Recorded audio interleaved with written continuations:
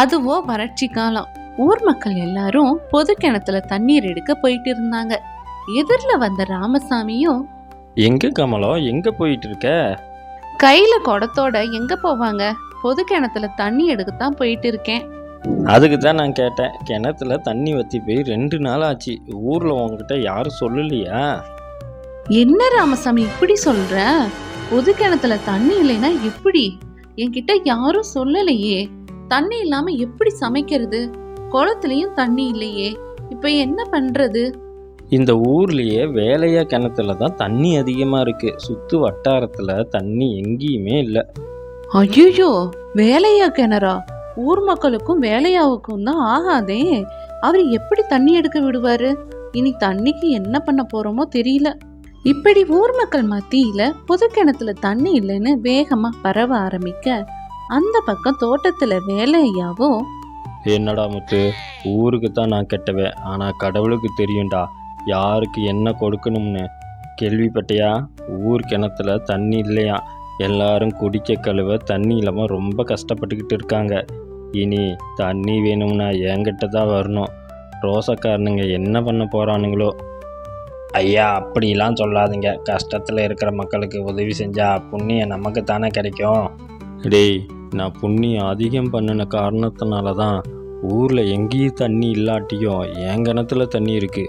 தண்ணி கேட்டு வரட்டும் பேசிக்கிறவனுங்களா.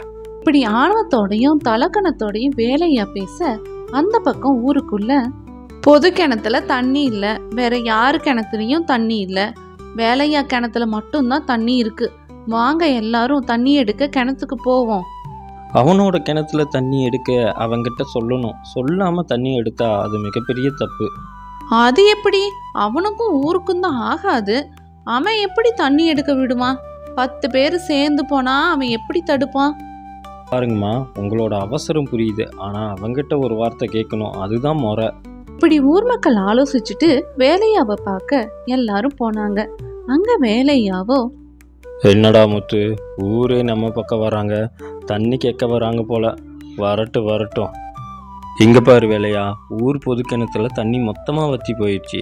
வேற எந்த கிணத்துலையும் தண்ணி இல்லை. உன்னோட கிணத்துல தான் தண்ணி இருக்கு. மழை காலம் வர வரைக்கும் உன்னோட கிணத்துல தண்ணி எடுத்துக்கிறோம். எந்த முகத்தை வச்சுக்கிட்டு இங்கே வந்திருக்கீங்க? நான் ஊருக்கு ஆகாது, ஆனால் என்னோட தண்ணி மட்டும் ஆகுமா? கிணத்துல தண்ணி எடுத்திங்கன்னா நடக்கிறதே வேற. இங்கே வேறு வேலையா, ஊருக்குள்ள எப்பவும் ஏதாவது பிரச்சனை பண்ணுறது நீ.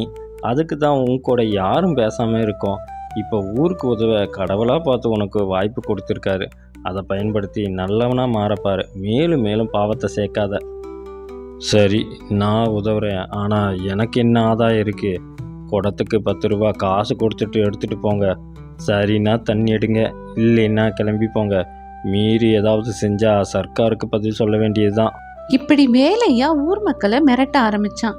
ஊர் மக்களும் வேற வழி இல்லாம காசு கொடுத்து தண்ணி வாங்கினாங்க. சில நாட்கள் போக, என்னடா முத்து, பார்த்தியா என்னோட வியாபாரத்தை?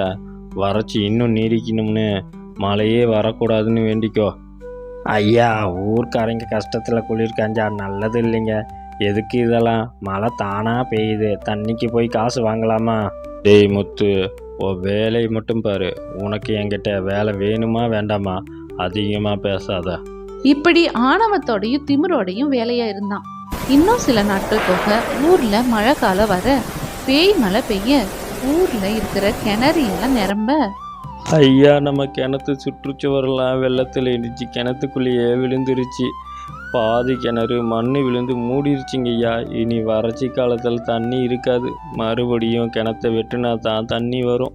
ஐயோ, மறுபடியும் கிணறு வெட்டணும்னா ஊர்பட்ட செலவு ஆகுமே. இப்போ என்ன பண்ணுறது?